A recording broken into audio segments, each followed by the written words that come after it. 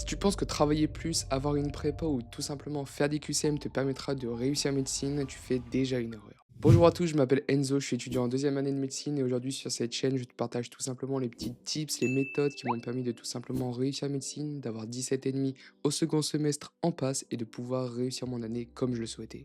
Et aujourd'hui, le sujet de notre vidéo, c'est tout simplement la plupart des étudiants en médecine travaillent mal, mais ne le savent pas et s'en rendent compte le jour J. Et c'est exactement ce qu'on veut éviter et c'est ce qu'on va aborder aujourd'hui, les principaux pièges qui ruinent tous tes efforts en passe. Juste avant de continuer, c'est le Enzo du futur qui te parle, tout simplement pour te dire qu'il y a un lien pour t'inscrire à mon webinaire totalement gratuit pour parler de l'environnement de la passe, des méthodes de travail, de l'apprentissage des cours.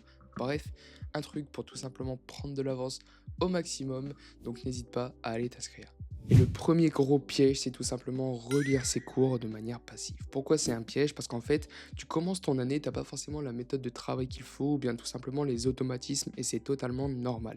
Parce que tu arrives dans un nouveau système où tu passes du lycée où tu es clairement guidé par tes professeurs, ils te disent, ok, bah, révise tel cours pour telle date, pour telle évaluation, à là, tu vois, un système où en fait, tu es évalué à la fin du semestre. Et le problème et le piège principal de la passe, c'est réellement ça. C'est les échéances qui sont une fois par semestre. Tout simplement parce qu'en fait, au fil du temps, tu vas devoir revoir tes cours sur une période d'environ 4 mois. Parce que les cours que tu vois début septembre, il faut que tu les apprennes, en fait, tout simplement pour début décembre, voire même début janvier dans certaines facs, tu vois. Et du coup, la différence, elle se fait là, et c'est le principal piège dans lequel la plupart des personnes tombent, en fait, c'est tout simplement le fait que l'échéance est super loin. Et du coup, tu vois, les premiers cours du semestre, il faut pas que tu les bombardes comme les derniers cours du semestre. Tout simplement parce que tu vas te rendre compte petit à petit que tu vas relire tes cours de manière passive, tu vas faire des fiches qui ne te serviront probablement pas, et en plus de ça, tu vas aborder tes cours d'une manière différente que si tu étais sous la pression. Tu vois, la fameuse pression qui te drive et qui te pousse à donner le meilleur de toi-même. Et du coup, pour éviter ça, le meilleur truc à faire, c'est toujours de se baser des petites échéances soi-même, dans le sens où tu te dis, ok, mon cours, faut que je le sache pour dans 4 mois, mais par contre, je veux me tester dans un mois. Dans un mois, je veux savoir si je suis prêt pour le jour J. Dans un mois, je veux savoir où j'en suis sur le cours, tu vois. Et du coup, pour ça, tu peux faire soit la méthode de la feuille blanche, soit des QCM, des ACC, peu importe, mais le but, c'est que tu te testes pour suivre ta progression. Ensuite, le deuxième gros piège, c'est tout simplement ne pas utiliser les méthodes de travail efficientes, tu vois. Et le problème de ça, c'est tout simplement que la plupart des personnes voient les méthodes de travail de manière dissociée. Mais en fait, le but, c'est de les associer pour trouver ce qui te correspond le plus, les adapter à chaque matière, les adapter à chaque situation. Parce que tu te doutes bien que si tu pars d'un cours en septembre, c'est pas la même deadline que si tu pars un cours 2 semaines avant les épreuves. Mais surtout, tu vois, la marge de temps que tu vas avoir, les répétitions que tu vas pouvoir avoir sur le cours, mais surtout les méthodes d'entraînement que tu pourras utiliser sur le cours ne sont pas les mêmes. Et en plus de ça, tu vois, au fil du semestre, il est possible que tu accumules de la fatigue et cette fatigue, il faut réussir à la contrer, tu vois. Non pas en taffant plus, non pas en te mettant une déterre et en te disant ok, je m'en fous, tu vois, c'est full caféine et ça va passer, tu vois, parce que ça, en fait, c'est plus piège à nouveau que ce qui te mènera vers la réussite, tout simplement parce que le but, c'est clairement de tenir au long terme, tu vois. C'est de tenir entre septembre et décembre, voire début janvier, et à partir de là, tu auras fait le plus gros du travail, tu vois. Mais en fait, le but d'associer les méthodes, c'est en fait de pouvoir ajuster à ton envie, ton humeur, ta productivité, chaque matière, chaque cours, tes points forts, tes points faibles, pour tout simplement, en fait, tu vois, aller chercher un peu plus à chaque révision et aller en fait gratter un maximum de détails partout. Et tu vois, en fait, le but, c'est vraiment d'associer les méthodes de travail. Par exemple, quand tu commences à être fatigué ou bien à être déconcentré, tu vois, ça peut être au mois de novembre, souvent mi-semestre, etc. La plupart du temps, c'est là où les cours se sont accumulés, la fatigue commence à arriver, le rythme est intense, etc. Et du coup, typiquement, la méthode Pomodoro peut entrer en jeu d'un seul coup comme ça. Tu te fixes des blocs de 25, 30, 35 minutes et ensuite tu prends 5 minutes de pause, tu vois. Et comme ça te permet de te faire des petites échéances et de tenir au long terme. Et du coup, partie 3, ce qui compte vraiment en passe, ça va être la récupération active, la répétition espacée et surtout les bonnes méthodes de travail. Et là, on va résoudre tous les problèmes que tu pourras rencontrer.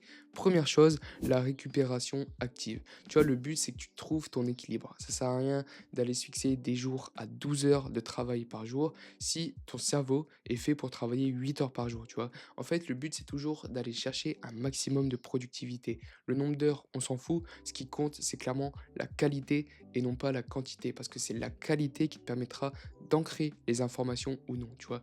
Et le meilleur truc pour garder son équilibre et surtout, en fait, tu vois, retenir les cours, c'est clairement faire du sport. Je peux rien te dire de mieux que soit aller marcher, soit aller à la salle, mais bref, prendre du temps pour toi et en fait, tu vois, non pas reposer ton corps en te mettant dans un lit et scroll sur TikTok, peu importe, tu vois. Mais le but, c'est en fait de faire une activité qui te change totalement de ton environnement, qui te fasse sortir de là où tu travailles, qui te fasse en fait découvrir de nouvelles choses, des sensations, etc. Et même, tu vois, la sécrétion d'hormones, d'endorphines, etc., qui est super important pour la rétention et surtout, en fait, qui te permet de passer d'un état A à un état B où, en fait, tu pensais que, tu vois, tu allais être plus fatigué en faisant du sport et au final, tu te retrouves à vouloir bosser parce qu'en fait, tu t'es remis une déterre en faisant quelque chose que tu n'avais pas envie de faire, mais que tu as fait quand même, tu vois. Et c'est un peu cette part de discipline, cette part de si je sors de ma zone de confort un petit peu, en fait, tu vas tellement kiffer avoir, été en dehors de tes limites que tu vas vouloir retrouver ce sentiment, tu vois? C'est un peu la dopamine, mais le bon sens de la dopamine, dans le sens où là, elle récompense l'effort, l'activité et non pas, tu vois, la dopamine rapide comme tu peux l'avoir avec, les réseaux et cetera. Du coup, vraiment, fonce au maximum. Ensuite, pour la répétition espacée et la planification, là, comme on l'a dit au début de la vidéo, aussi au cours de la vidéo, il va falloir, en fait, tout simplement que tu prennes ta deadline finale et que tu ajustes vis-à-vis du moment dans lequel tu es dans ton semestre. Dans le sens où, imaginons que tu es en début de semestre, planifie au long terme. Le but, c'est clairement que tu connaisses ton cours à 100% le jour J et non pas que tu le connaisses 3 jours après l'avoir vu.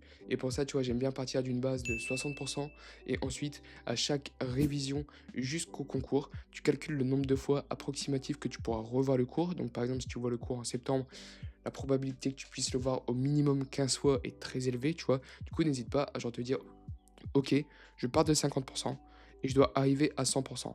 C'est-à-dire qu'il te reste 50% à gratter en sachant que les premiers pourcentages, genre par exemple de 50 à 70, 80%, ça va aller relativement vite. Et ensuite, quand tu vas approfondir dans les détails, là, ça va prendre plus de temps, tu vois. Donc dis-toi, ok, les premiers 30%, donc le passage de 50 à 80%, je dois l'avoir fait en 5 répétitions.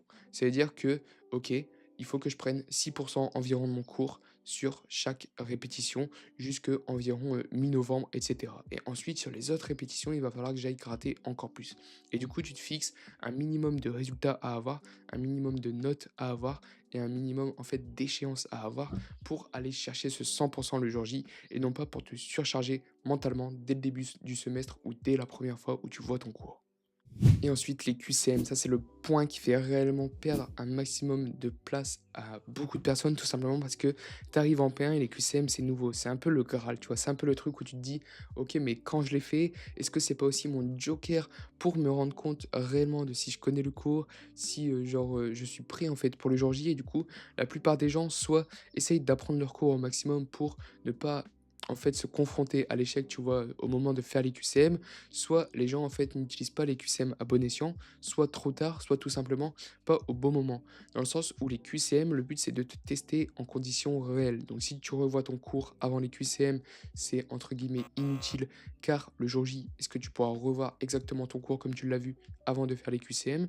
Ensuite, tout simplement, le but des QCM c'est d'avoir une représentation globale mais aussi une vue de ce qui tombe. Donc pourquoi ne pas les commencer les plus tôt possible, tu vois? Genre par exemple à J2, J3, tu vois? Comme ça te donne une idée de ce que le prof attend, la formulation des questions, les pièges principaux, et cetera, tu vois? Et surtout, en fait, bombarde les QCM. C'est un nouveau format, c'est un format auquel tu es pas forcément habitué, auquel il faut aussi, en fait, s'habituer, s'entraîner et du coup, tu vois, c'est vraiment l'élément clé qui peut te faire passer d'une note A à une note B qui est 3 fois meilleure. Donc voilà, à nouveau, n'hésite pas à aller t'inscrire via le formulaire au webinaire qui s'organisera pendant les vacances commence avant le bac et après le bac parce qu'on va partir sur 2 sessions au vu de la demande qu'il y a. Les places sont limitées parce que ceux qui réussissent, c'est ceux qui commencent avant les autres. Alors n'hésite pas à passer à l'action. C'était Enzo, j'espère que cette vidéo t'a plu. Ciao.